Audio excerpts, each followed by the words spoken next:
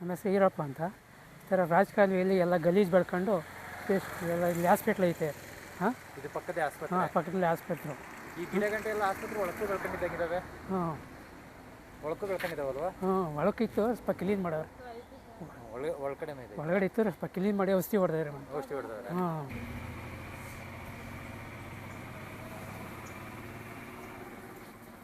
ಪನಘಟ್ಟದಲ್ಲಿದ್ದೀವಿ ಸ್ನೇಹಿತರೆ. ಇದು ಪನಘಟ್ಟ ಆಸ್ಪತ್ರೆ, ಸರ್ಕಾರಿ ಆಸ್ಪತ್ರೆ.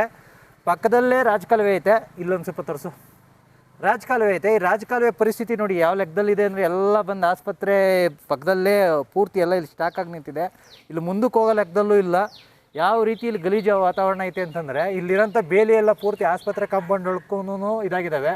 ಇಲ್ಲಿ ಪೇಷಂಟ್ಸು ಯಾವ ಧೈರ್ಯದ ಮೇಲೆ ಬರಬೇಕು, ಇಷ್ಟೊಂದು ಸ್ವಚ್ಛತೆಯಲ್ಲಿ ಜಾಗದಲ್ಲಿ ಪೇಷಂಟ್ ಯಾವ ಧೈರ್ಯದ ಮೇಲೆ ಬರಬೇಕು ನೋಡಿ. ಸಂಪೂರ್ಣವಾಗಿ ಸ್ಲಮ್ ಥರ ಮಾಡ್ಕೊಂಬಿಟ್ಟಿದ್ದಾರೆ ಇಲ್ಲೆಲ್ಲ.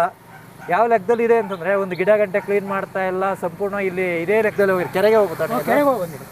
ನಿಮ್ಮೂರು ಕೆರೆಗೆ ಹೋಗುತ್ತಾ ನೋಡ್ರಿ. ಇಲ್ಲಿ ಯಾವ ಲೆಕ್ಕದಲ್ಲಿ ಮಾಡ್ಕೊಂಡೈತೆ ಅಂತಂತಂದರೆ, ಇಲ್ಲಿ ಸ್ಥಳೀಯ ಆಡಳಿತ ಏನು ಮಾಡ್ತಾ ಐತೆ ಅಂತ ಗೊತ್ತಾಗ್ತಾ ಇಲ್ಲ. ತಕ್ಷಣ ಸಂಬಂಧಪಟ್ಟವರು ಇದನ್ನೆಲ್ಲ ಕ್ಲೀನ್ ಮಾಡಿಸಿ. ಇಲ್ಲೆಲ್ಲ ಆಸ್ಪತ್ರೆ ಪಕ್ಕದಲ್ಲಿ ಈ ರೀತಿ ಗಲೀಜಿರೋದು ಯಾವುದೇ ರೀತಿಯಲ್ಲೂ ಒಳ್ಳೆಯದಲ್ಲ.